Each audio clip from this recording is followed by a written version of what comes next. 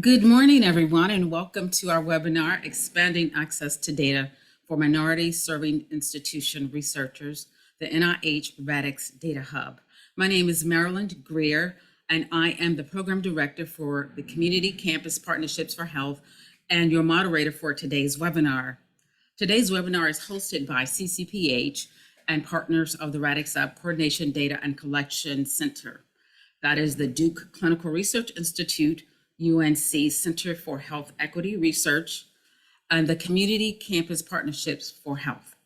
CCPH is very pleased to be doing this work to support minority serving institutions through its MSI Hub. We know that expanding access to large data sets for MSI researchers is key to illuminating and addressing health disparities in communities we support and that we partner with. The outstanding work of MSI researchers to address health inequities and save communities has really gone unnoticed. And these institutions are well positioned and need to drive solutions to health inequities given their location in their communities. CCPH is working to bring attention to MSIs by increasing representation and engagement in research through the All of Us Researcher Workbench program and also through the RADx MSI program. CCPH's mission, just to tell you a little about us, is to promote health equity and social justice, and we do that through academic and community connections. This year, we are very proud to be celebrating our 25th anniversary. Next slide, please.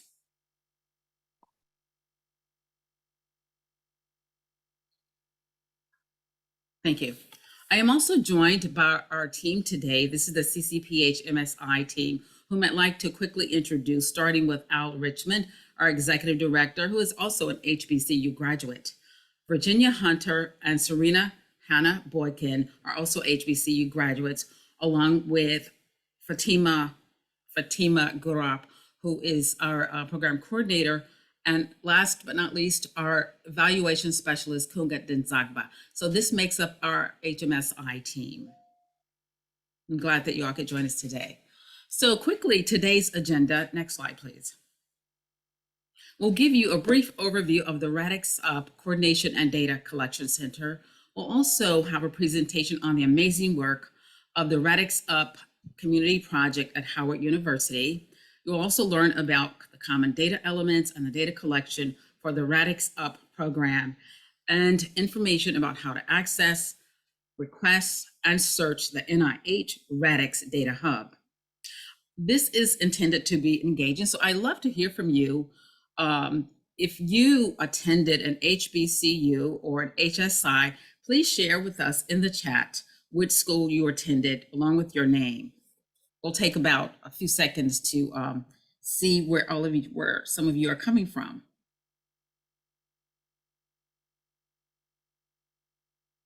Spelman College, Livingstone College, great. The Mecca, Howard University, North Carolina Central, Meharry.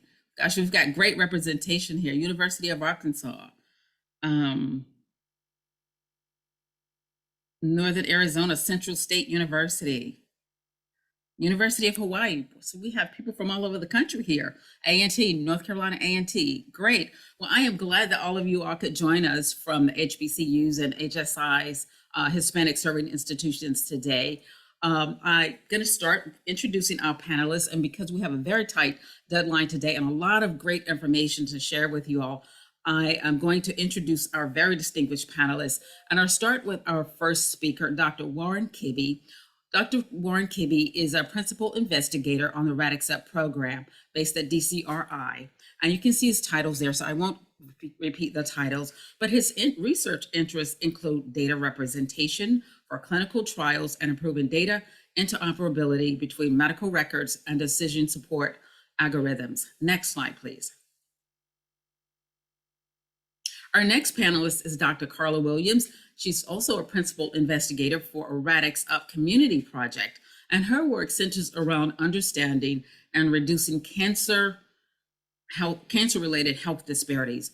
Her research activities emphasize engaging communities that have not been adequately represented in research. And that's one of the key reasons we're here today, is to share with you how to access research in a large database. Our next presenter is Laura Johnson. Ms. Johnson oversees the Data Core's project management team, and as a member of the technical team, she's responsible for data intake, harmonization, dissemination, and analysis, as well as the consortium web portal, technology, and data visualizations. Next slide, please. I'm also delighted to introduce Bhargav Adagala. In his role, he oversees the technical team that focuses on building capabilities to receive, ingest, harmonize, and share data from the 100 plus RADx-UP community projects. Our next slide. And finally, it is a pleasure to introduce Danielle Schifoni, who leads Broad Institute's Data Sciences Platform team to maximize the impact of data science on the biomedical ecosystem. Prior to these roles, Danielle designed, built, and grew the largest integrated real-world database of clinical and claims data for Optum, now known as United Health Group. So please join me in welcoming the panelists to our webinar today. We're going to start this morning with an overview of the RADx program with Dr. Kibbe. Take it away. Great. Thank you, Marilyn. It's really a pleasure to be here, and I'll obviously be talking about the overall RADx programs, and then explicitly about the RADx for underserved populations. Next slide, please. So RADx was funded by Congress through the Paycheck Protection Program and Healthcare Enhancement Act that was passed in April of 2020. So just about a month after we realized there was a pandemic, Congress actually funded this initiative, and it has 4 different pieces: RADx Tech, which was really designed to create new diagnostics and get them to the point of FDA approval or actually emergency use authorization. RADx ATP, which was taking things that already had authorization and figuring out how to scale them to make them available for the whole country. And that was, again, really important to do. RADx Rad, or RADx Radical, which was really testing completely new ways of thinking about diagnostics for COVID-19. Things like having basically a breath test to see if you have COVID, a touch plate to see if you had COVID. And these are kind of out of the blue sky kinds of things. And then RADx for underserved populations. And this is the largest investment that NIH has ever made in community-based research, and also in single investment in understanding health disparities. And so that's what I'm going to talk about for the rest of my piece, at least. Next slide, please. So as I said, RADx-UP is community engaged research, and the overall goal for all the different projects is really to understand barriers to testing, make understanding resilience. As I mentioned, NIH started back RADx-UP started back in September of 2020. So that's when we were funded.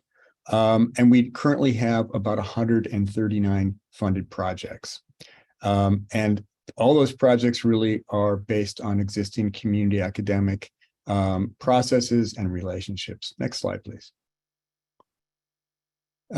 So this is a snapshot of the 56 states and territories that we have projects in, and you'll see that we actually have participants in every state in the country, not projects directly in all those states, but we're getting data from participants across the entire country. Next slide. Something else I want to make sure we highlight is who all is involved. You can see photos of myself, Mickey Cohen-Wolkowitz, one of the other MPIs, Giselle Corby at UNC, Susan Knox, who's our program manager and really makes sure everything runs. And then we have our our core leaders that make sure everything happens. And particularly important is Al Richmond and Krista Pereira in the community engagement core. So one of the things that's really been fun with RADx-UP is we have such a diversity of backgrounds inside the team, as well as a dedicated engagement impact group. So next slide.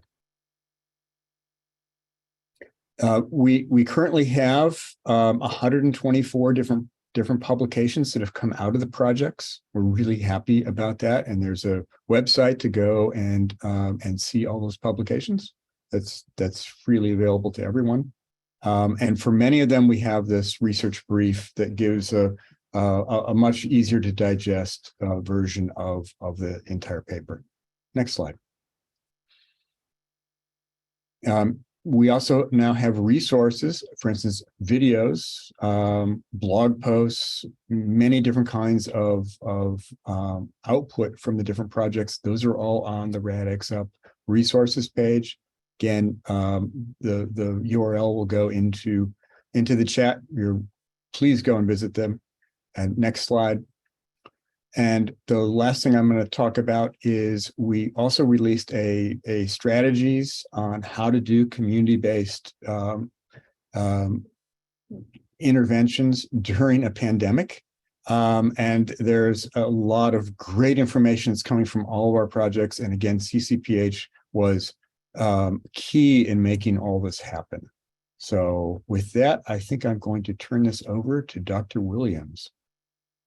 Next slide, please.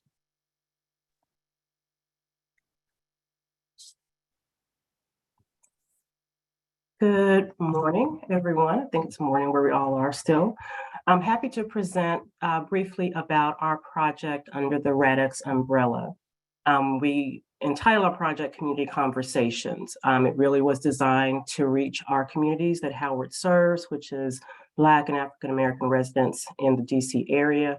And the goal was really to open up dialogue about what was going on around COVID in our communities. Next slide. And I'll apologize in advance. I'm getting over a plain old ordinary cold. So if I have to stop midway, that's why. So our aims for the project are, first of all, to understand the sources that people trusted for COVID-19 information. We also wanted to learn how to actually increase people's willingness to objectively consider the emerging and evolving information that was coming out around COVID and how to prevent and protect one's health. And then, of course, we wanted to understand the best practices for addressing the real concerns and priorities of the community. Next slide. So as was discussed by Dr. Kibbe, it was really important that this work was centered with the community.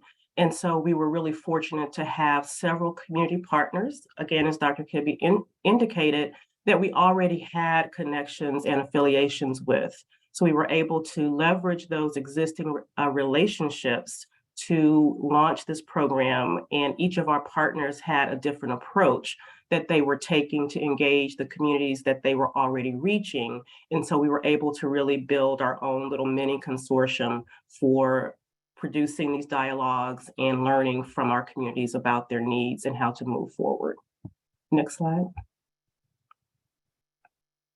This just gives you a sample of some of the topics that Howard led. So with our community partners, Howard also led a series of conversations around a myriad of topics, many of them COVID related, very COVID focused. But as the pandemic continued to evolve, we started to expand the types of issues that were really important to address and discuss.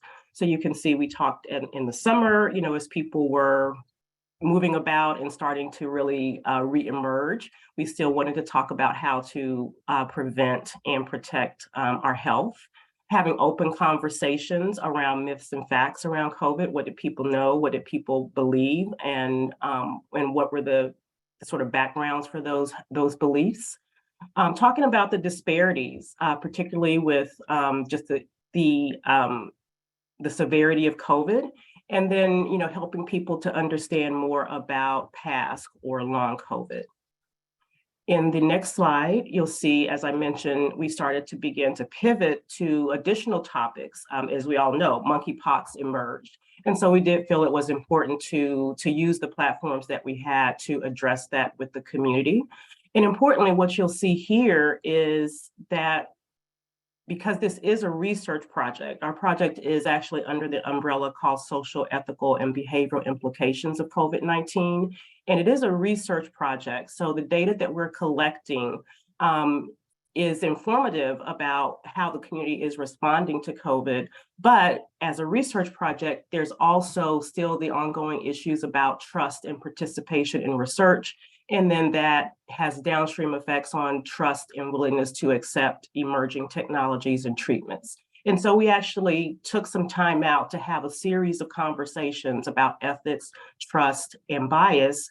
And then we were able to pivot to talk about the importance of involvement in clinical trials, but to center that in the history of clinical research in this country, particularly in the African American community, and really open up a dialogue about what we need to do collectively to move forward. Next slide. So I just presented a few of the challenges. I think all of the RADx projects had various challenges, and the ones that we encountered were we really needed to be able to adapt quickly to what was going on in our communities. So our team was really adept at that, at listening and responding. Interestingly, even at Howard University, yes, the Mecca, we actually had challenges engaging our content experts, our faculty, in these public dialogues, these community-focused dialogues. And so this work was ongoing within our Howard RCMI program to really prepare our faculty to communicate science with the public. But we know that that work still needs to continue so that we're prepared to be real contributors to those dialogues. Next slide.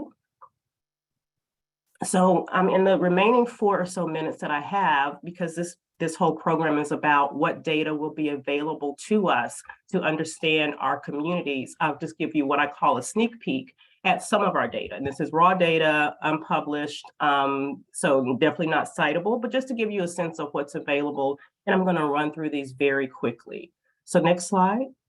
Of course, the data set contains demographic data. So gender identity was assessed in a non-binary way. And this is just showing you our Howard data.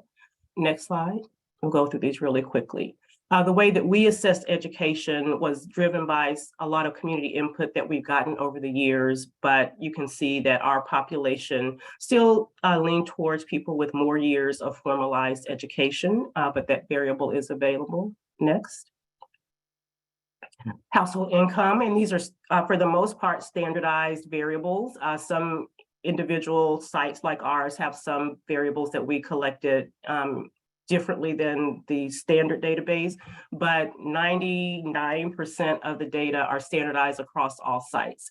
And so you can see here, we collect household income, and you can see for our population, there was sort of almost a bimodal, association. So we had some lower income, but quite a few higher income participants. Next slide. For us, ethnicity is obviously important, and the way that we collected that, I will say, was we added some additional data to understand ethnicity in our population. So while the predominant population was African American, if you go to the next slide, what we found, especially with our partners, was that everyone didn't identify as African American. And so we're really still learning how to best describe and collect this data so that everybody is accurately represented. And so here you see it's organized by geographies, but many of our participants identified as West African, North African, and Eastern African. Next slide. So just to show you, this again will be very quick survey. Employment status is available. Most of our participants were working. We did have a fair number of students. Next. And so these get into some of the variables that we were interested in. Again, these are standardized questions. So people wanted to know who were the most trusted sources of information on COVID-19. And here it was actually physicians for our physicians and healthcare providers for our population. And second to that was friends and family. And if you think about government sources, it ranked third. So I think this information is very telling about how people perceive the information that was available to them. Next slide. This talks about ways in which COVID-19 affected people's healthcare. Again, this is a standard question. And you can see some of the options there that people had to choose from. The most important one was a pivot to online medical visits. Next slide. Excuse me. Did people experience, or their families experience, different types of changes or challenges related to COVID-19? And for us, the biggest challenge was having a place to stay or a place to live. Followed by that is getting the healthcare that they needed. Next slide. Thank you, 1 minute left. Food security was a question, and most of our participants did not, you can't see the bottom of that slide, but most of our participants did not report they had food insecurity issues. Next slide. There was self-reported health. This is the question, rating your health as good, excellent, very good, fair, or poor. And you can't see it, sorry, the breakdown is missing there, but most of our participants, I think, rated their health as good, but not very good or excellent. Next slide. We ask about vaccination. This question had to be adapted as vaccines developed, but this shows you that a high rate of vaccination was observed. And I think there's maybe a couple more slides. We'll just go through really quickly. This talks about testing.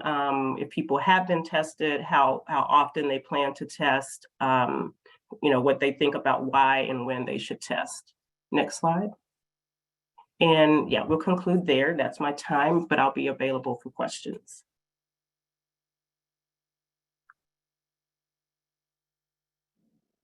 Okay, thank you, Dr. Williams. That was really insightful. I lived in DC, so I have all kinds of questions about where in DC, who are these people? And we do have a question here in the chat about, was the trust in the US government or the task force dependent on the administration in the White House?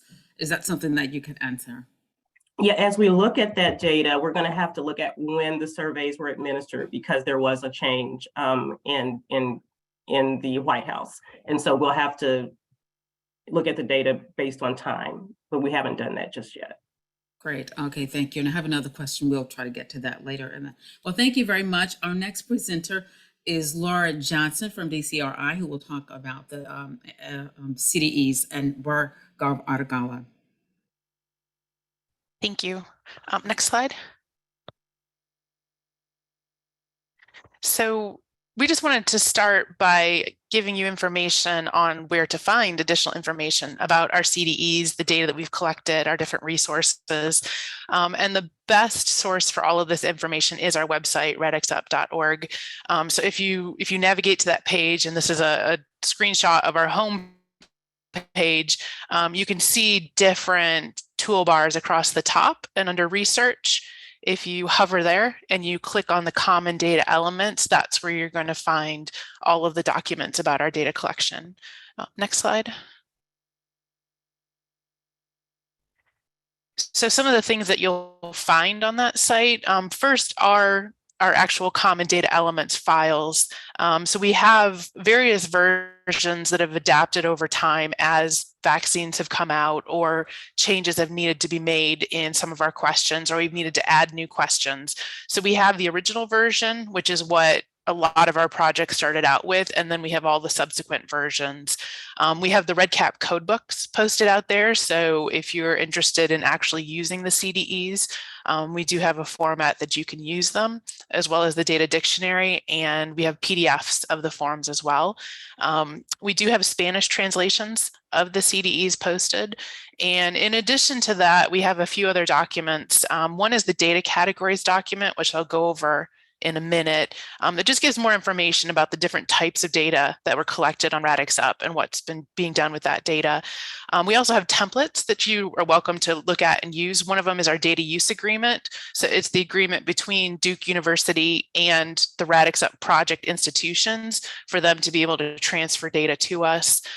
We have our informed consent form templates out there, and then there's registration forms that our projects have to fill out before data can be shared with the hub, and those templates are out there as well. Next slide. So as I mentioned, this is our data types or our data tiers document that you can find on our website. And it really goes through all the different categories of the possible types of data or resources that are produced by our projects or on our program. And then as you can see to the right, it defines what that data category is. So it explains the difference between the tier 1 and the tier 2 CDEs, or between EHR data that's been mapped to our CDEs and data that was not able to be mapped. And then it lets you know in that third column, are the projects sending that data to us at the CDCC? And then in the fourth column, are we able to send that data onto the hub? So it'll give you a little bit of an idea of the types of data that's being collected across our program, and then what is going on to the hub that you would be able to access. Next slide. So our CDEs, the development of them started with this original document and an original version from NIH. So when our program started up, NIH provided us with the harmonization guidance and a long list of common data elements. And we worked between October to December of 2020. We worked with NIH. We gathered some feedback from our projects, and we did what we could to kind of pare down the CDEs to make them a more manageable number, and to really focus them on COVID and the pandemic and where we were at that point in time. So the first version of our CDEs were released in January of 2021. And again, those are available on our website. And that's when the projects first started using them. And then, as I mentioned, we've had subsequent versions released since then. Next slide.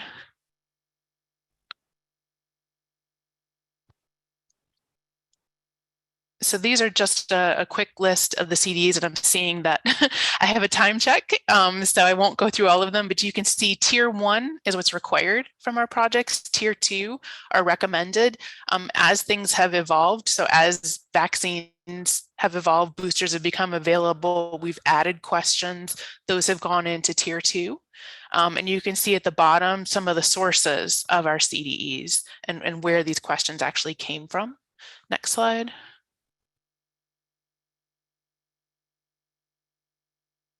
And then again, this is just a summary of the revisions that we've had over time. And out on our website, in addition to the actual CDE files, you can find the change logs so you can understand, what did we change from version 1.4 to 1.5. So I'm going to turn it over to Bhargav, and he's going to explain a little bit about the journey of the CDEs and how they get to the hub. Thank you, Laura. Next slide, please. So common data elements, as Laura and other presenters have talked about, are a way of making sure that the data that has been collected across all the 127 projects in the RADx consortium can be harmonized and then used, right? And this diagram is like a generalized view of the various steps involved in collecting and sharing that data. So starting on the left-hand side, you can see that every project within the RADx consortium goes through a startup phase where we help them with their informed consent language, right? Things that Laura has shared. But then we also share our CDE common data element codebook that, we provide them and we help them, make or process the changes that they want to make to it so that they can build their database, right? So the database where they will be recruiting and then collecting data from participants. And then that is followed by data collection, after which they usually work with us to create a CDE data file, a common data element data file that they upload to us through our portal. And once they upload those files, they will be able to see data quality reports that show them all the issues that we have identified in their data, right? And that include things like, does the data conform with our code book? Do you have any, is data missing? We show them all those issues. Then they are able to resolve those issues that have been identified and resubmit the data So we can get to a clean set of data from each project, which is then used for dashboards and visualizations, and also is then de-identified and shared with the NIH. So this is end-to-end what happens with each project's common data elements. And you can see at the bottom that this entire process is supported by the EITs, the engagement impact teams at the CDCC, and the informaticists who work with them. So next slide, please. So as of November 2022, 99 of our projects have uploaded CDE data to us. So they have collected data, worked with us to create their CDE files, and then submitted it to us. And then within that data, we have around 319,000 participants. And if you also include EHR data in the counts, the number is as high as 641K. Next slide, please. So this is one example of a dashboard or visualization that is possible because of the harmonized CDEs that all the projects are required to collect. So you can see how you can look at across all the projects, the composition of the population that we have, with age, sex at birth, ethnicity, race, kind of thing. And you can imagine that this kind of dashboard can be used to understand our cohort, but also formulate early, exploratory queries that you can use to formulate more deeper research questions, right? Next slide, please. This is a map that kind of shows the geographical, how our projects are distributed across the country, right? Across the states and territories. And also this is another version of, dashboard that is using the data that we've collected. And of course, there'll also be a survey, as Marilyn and others mentioned, that we want to learn from you what else could be built that would help you, or probably enable you to use the data that we've collected here within RADx Hub. Next slide. So then once the data has been received by the CDCC, it's been cleaned and we have built dashboards, we also turn around and de-identify that data and submit it to the RADx Data Hub, right? So we implement the de-identification standards that have been set by the Data Hub, and we transfer project data. As of November, we have 88 projects that have been registered with the Hub. That is one of the first steps before we submit data to the Hub. And then 57 projects data has been uploaded to the Hub. And we do this on a quarterly basis. And I think next slide. Yep, I think now it's, Danielle, go ahead. Hi, everyone. Thank you. Bhargav, thank you for your effortless transition. So by way of introduction, I'm a co-investigator for the Data Hub infrastructure part of this program. So we've just heard from folks about the actual concepts of what the study design, what are the overall vision and goals around data collection. Bhargav and Laura talked to you about data curation and enabling interoperability of these diverse data sets. And I will talk to you a little bit about the nuts and bolts of how we want to enable researchers like all of you to actually use the Data Hub securely and as easily as possible. So next slide. And we can skip ahead. We'll talk just at a high level, what is the Data Hub? And then we'll talk a little bit tactically about how to use it as we're launching the Data Hub publicly for researcher use starting December 12th. We can keep going. So the overall initiative around the RADx Data Hub was, in my opinion, unprecedented and visionary in the sense that traditionally with a lot of scientific programs, there are years spent actually generating the data. And then about 5 years into the actual program's data generation, the sponsors tend to sort of pivot and think about, okay, how do we make this data available to researchers as quickly as possible? And so usually I would say data generation is step one, takes a few years, and then infrastructure to store, share, and analyze the data comes at a later phase. The RADx program was particularly visionary in the sense that both were conceptualized at the same time, due in large parts to the urgency of the pandemic response. And so as folks like the speakers that you've heard earlier today, there have been 4 different programs focused on disparate data generation, disparate studies, a widespread distribution of funds targeted towards generating information and scientific discovery around rapidly accelerating diagnostics. And so there are 4 coordination and data coordinating centers. We're focused obviously on the RADx underserved population, but it's worth noting that there are other, data sets, programs, and information that will live in the RADx Data Hub. And a big part of the common data elements you heard Bhargav speaking about just now are enabling co-analysis of as many data sets as possible. So the Data Hub is essentially where all of this information will live, but there's a lot of effort being taken to ensure that wherever possible, data can be interoperable, findable, accessible, and shareable. Next slide. And so one thing that we will continue to want to engage with the community on is what are the types of research questions you're actually looking to answer? As we learn more from the community, we will continue to add features and functions to make sure that the diversity of questions that want to be asked are actually supportable and analyzable. And a perfect example within the context of RADx underserved population is what type of physiological changes are evident in a long COVID cohort. If we move forward. And so, as I mentioned, the Data Hub itself, the infrastructure, which I'll show you screenshots of in the forthcoming slides, this will be launched and available for use on December 12th. The best way to think about this is sort of rolling thunder. It will be available. There will be some core and basic functionality. You'll be able to discover studies. You'll be able to learn about what's in the studies, apply for access, and do some core analysis. And I saw some questions in the chat about what types of languages would be supported for research analysis. We'll get to all of that.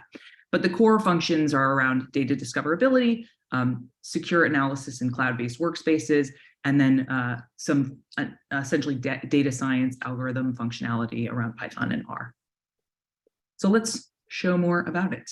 Next slide.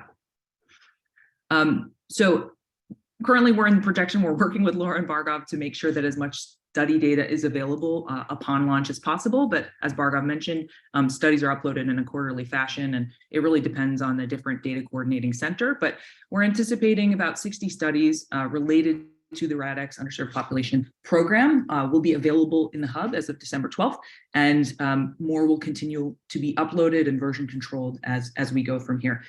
As I said, it's a really novel aspect of the program that we are making the infrastructure available to researchers while the data is still being generated and updated, which is actually, it's a good thing, but we need to be thoughtful about how we manage version control. Thank you. So we can keep going. So what do you need to use, or what do you need to have to use the Data Hub? The first thing that I think will be important, this is sort of think about our ingredients list. Folks will need to have an ERA Commons ID. That's a global identifier to ensure that you can actually request access within the dbGaP system, which will be used for access. It'll be important for you to have either a principal investigator or a principal downloader on behalf of a principal investigator, a designation on your role to enable to get access to data. And in addition, because the hub is cloud native, you will also need a Google account tied to that email that's used for your ERA Commons ID. And it's pretty straightforward to create your Google account associated with it, but that will help you use the cloud resources for the actual data analysis. Next slide. So we'll just talk generally about what the hub looks like. These are just intro. You can move to the next one. So logging into the hub, there are 2 ways to log in. Like I said, you can log in with your ERA account. You can also use any email to create a login.gov account. And the only difference is login.gov at this point would allow you to just explore data. So if you are very curious about what information lives in the hub, create a login.gov account and you can explore on day 1 of December 12th. You will need an ERA account to be able to apply for access, but that shouldn't stop you from discovering data in the hub. If you move to the next slide. When you log in, you will land on this essentially study catalog, which is a nimble view to be able to explore data of interest. Under the study catalog, you can click on a study and it will have a lot of registration information about each study. Next slide, that'll just show you what it looks like. So there's also an advanced search. This is a kind of custom query builder where you can use a lot of the study registration information to find out more information about what's in the hub. Next. Once you actually click on a study of interest at the top, there will be essentially a lot of high-level information about the study, and you can click on this request access in dbGaP for you to actually apply for access. If you're not familiar with dbGaP, it's an infrastructure commonly used for genomics research. And if you click on the next slide, it's pretty straightforward to request access in dbGaP. The link is all embedded. I want to call out that requests for access are generally approved in days, not weeks. The RADx program takes data access very seriously. And if you have any past experience with dbGaP, the access request can be inconsistent. But in this situation, I can confirm that their request access process is tracked and think days, not weeks. If you're at all unfamiliar with dbGaP, there's a lot of resources on the dbGaP homepage about how to actually ensure that your institution will support your dbGaP request. Next slide. So once you receive data access, there are secure cloud-based workspaces and tools to be able to essentially take the data files that you're approved and then move them over into Jupyter Notebooks to run your analysis. And we can just show you a bit of that on the next slide. This is where, once you start to use your cloud workspace, this is where if you don't have a Google account associated with your ERA Commons ID, it'll prompt you for that. But there's plenty of resources on how to create a Google account using any email. And so I won't go into that in detail here. Next. But once you are in, the studies that you have approved access, you can basically add one or more files from different studies, an unlimited number of studies that you have access to. Feel free to click on any of these file names, and then you can open Jupyter Lab in your cloud workspace. And if you're unfamiliar with Jupyter, essentially I think of Jupyter as like a data science environment using different languages and tools for data science, including but not limited to Python and R. But I think one of the other advantages of Jupyter Lab is that it's sort of reusable recipe blogs for data science. And so embedded on launch in the hub, we will have tutorials available, including exploratory notebooks that allow you to look at the CDEs that Bhargav was showing you. So you will be able to create your own dashboards on the fly of looking at the demographics information for more than one study in one place in Jupyter Lab.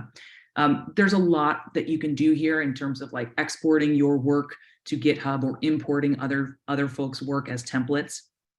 And so I want to end here just in terms of like what's possible, but our goal here is to create a thriving ecosystem, and that's going to involve a lot of engagement, training, workshops, discussion, and a lot more work with the community well past launch. So let's move on to the last one.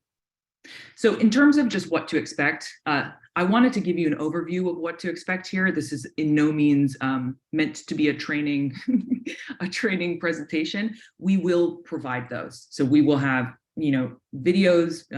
Yes, this will be recorded and shared widely, but beyond that, we will have dedicated training videos. The actual website for the data hub is going to be available, but it's radx-hub.nih.gov. There's a user guide that basically walks you through step-by-step how to get started. As I mentioned, there's going to be training resources embedded in your Jupyter Notebooks on startup. All of the common data elements that Bhargav and Laura spoke to will also be available, so folks can know kind of what the common data models look like. There's a contact us page. There's a ticket filing support. We will have both technical support as well as scientific support. So if you need help with your design of your queries, we will be there and we will help. And a lot of workshops and announcements coming in January and beyond to make sure that the community has what they need. So I hope this is the beginning of a beautiful friendship, but consider us here and consider us available to continue to meet your needs. We want to continue to learn, and we'll learn and grow together. And that's it for us. Great. Well, that was our last panelist, and I want to thank all of you for sharing so much information and getting through them quickly. I wanted to give you an opportunity, though. We have a little bit more time than we anticipated. If you have one last thing that you would like to say, but I also am going to open it up to questions. But if there's something that you didn't get to say during the presentation, I want you to know that you will have that opportunity. So the first question I have is from Dr. Thomas Fungui. I believe that's how you pronounce your name. He says here, food insecurity did not rise to the top as one of the key factors having an effect on COVID, but we now suspect that diet pre, during, and post-infection may have played an important role. What databases are available for biological data that is qualitative and quantitative? Who would like to take that question from the panel? I'm happy to try to answer that. This is Warren. Thank you. So I just typed this in. In fact, we only have one of the CDEs, which basically was getting enough food, a problem for you during the pandemic. But we have an additional 5 tier 2 CDEs that some projects, but not all, would have used. And probably the most relevant question was asking if fresh fruits and vegetables in the participants' neighborhood are of high quality. So that's a little bit of a subjective question, but I think it gets at the availability of food during the pandemic. So hopefully that answers at least part of your question. Okay, thank you, Warren, for answering that question. I have another question. This question is for you, Danielle. Are there any languages a researcher would be required to have for data analysis using this database? Yeah, as I mentioned, the primary analysis methods used in the hub, if by languages you mean programming languages, would be R and Python. And we'd be open to hearing feedback that, we just need to be able to filter using Excel or something simpler, or even something more advanced, which we've envisioned bioinformatics workflows will be important down the line as genomic sequencing data becomes involved. But on day one, Python and R will be essentially the core 2 languages supported, and or anything that might be native in a Jupyter Lab notebook.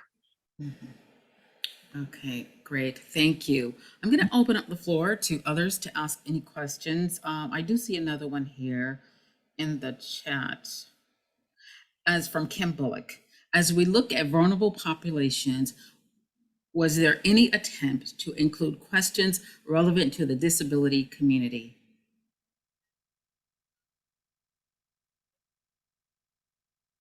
Is there anyone who, okay. Yeah, Carla. this is Carla. I can just briefly answer that, just to say, yes, disability is assessed.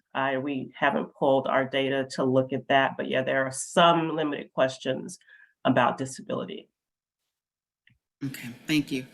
Any other questions? This is to be engaging. This is your opportunity to ask any questions related to the RADx Data Hub. Is there anyone else who has a question? So I have a couple more questions that I have obtained just in general and talking to people. One is, how can these data be used to inform pandemics such as COVID in the future? Is there anyone on the panel who would like to take that?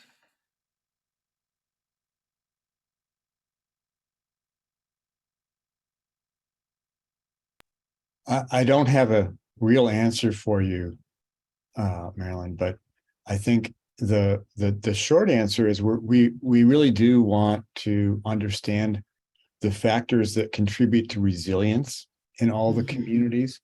And I think it's understanding that resilience will really help us prepare better for the next pandemic. It's really clear that from a public health standpoint, we were not prepared for this. That's a big question in my mind. How do we get better prepared? And I think the fact that monkeypox happened right on the tail, actually during the COVID-19 pandemic, and if anything, it was even more botched. We clearly we're not handling pandemics very well, or even infectious disease as well. So I'm hoping, again, we have some policy recommendations that different projects are starting to come up with and release. And I think the answers are in them, but how we implement them is a great question.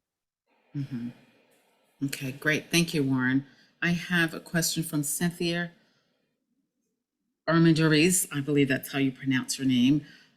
Did you include occupational questions, or is it possible to find information regarding agricultural farm workers exposed to pesticides and health effects during pandemic?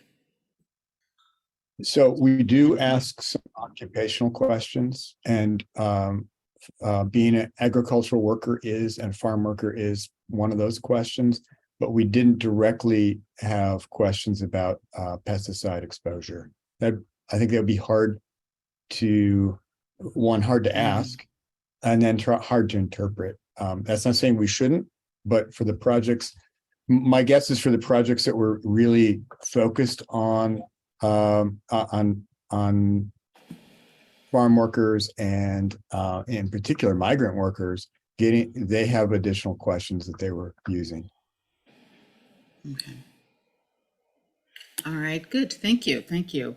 I have another question from Peter King. Please forgive me if I'm miscorrect pronouncing your names.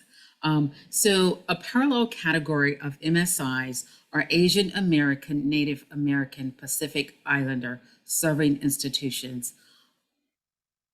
Are they included among your MSI targeted outreach efforts along with HBCUs and HSIs? And I can answer that question. We are working with HBCUs, HSIs, Hispanic Serving Institutions, as well as tribal colleges and universities. So yes, we are working with those. We have started working in phases. And so we did start with HBCUs. We have a long-term relationship and partnerships with HBCUs, but yes, we will be working with that population as well. I have another question from Johnny. Looks like it's from Johnny. Okay, in our CDEs, we ask about pregnancy, but it was a basic yes or no question. We may have projects that looked deeper at higher risk. We would need to look into that more and get back to you. Okay, I got it.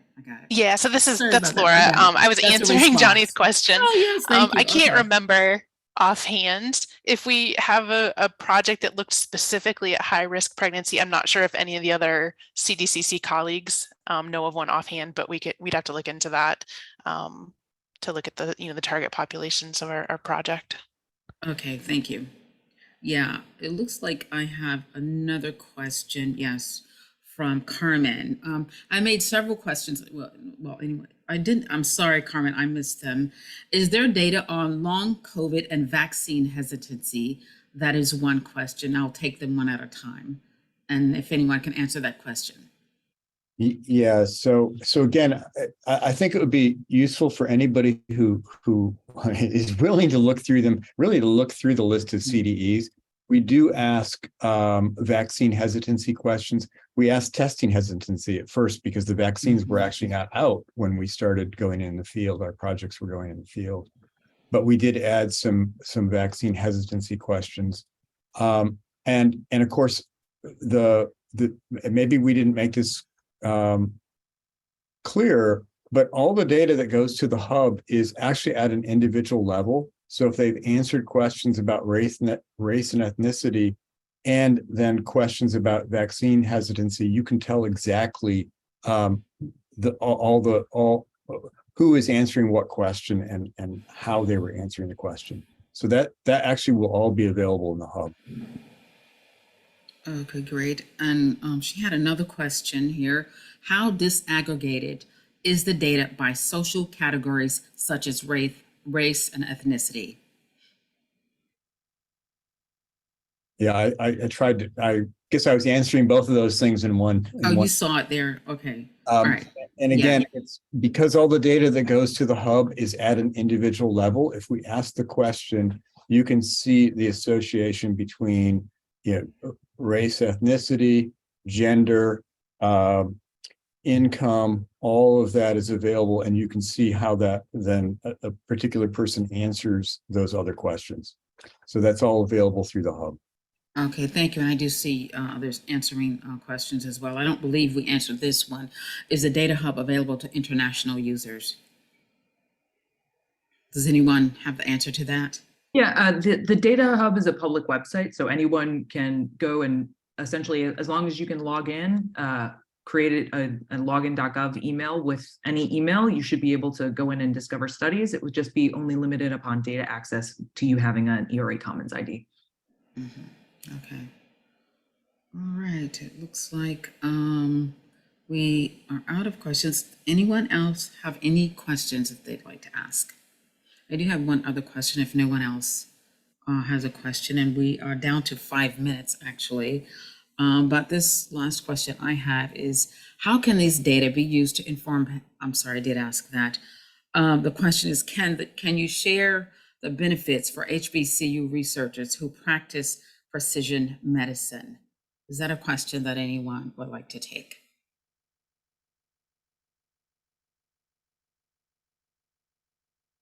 Is that something, Carla, that you think you could answer?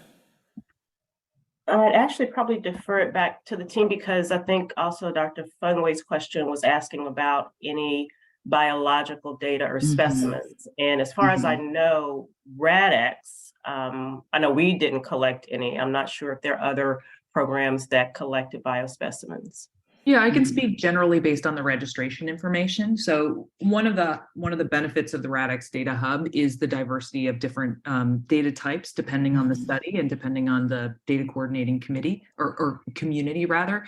According to the registration information, about 10% of the studies that will be in the hub, not necessarily all in on day one, but about 10% of the studies will have some sort of proteomics or genomics information that could be used to support precision medicine analysis. To date, we haven't seen that data submitted, but we do expect it over time. And that should be something that you will be able to search for in the advanced file level search. Show me which studies have biological information in that way. Great. Okay, and one last question. Is there any data on COVID patients with diabetes?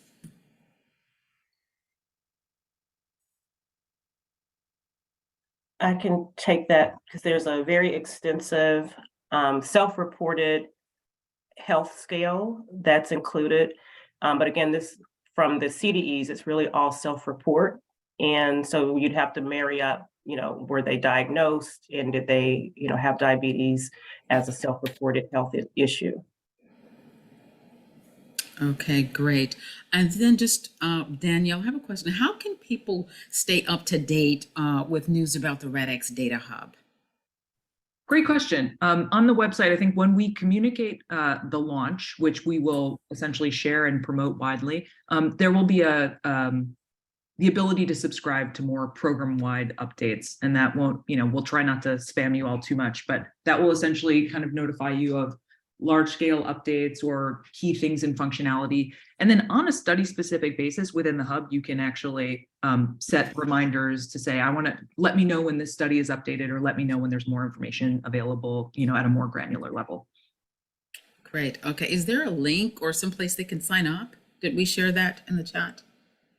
We will share that. I think the challenge is because the website isn't live, I think it's going to live all in the info page. So give us a few days. Okay. All right. Okay. Well, we'll share that with you. We'll keep in touch. And so we do have an evaluation form. Thank you for this great webinar. This discussion was fabulous. Thank you for all the good information that you shared to the audience. And thank you all for joining us. But we do have an evaluation, and we have this evaluation. We're asking 2 questions about what are the topics that would you like to know about, and how can we continue working with you beyond this webinar. And so if you could please take some time to fill out the very short evaluation. I believe there are 5 questions, and get that back to us. And we will be, as I said, recording this webinar and sharing that with you along with the slides. And so thank you again for your time, and thank you for joining us today. And like Daniel said, we hope that this is the beginning of a relationship with all of the MSI researchers and others who would like to access this data. Thank you very much, and have a great afternoon.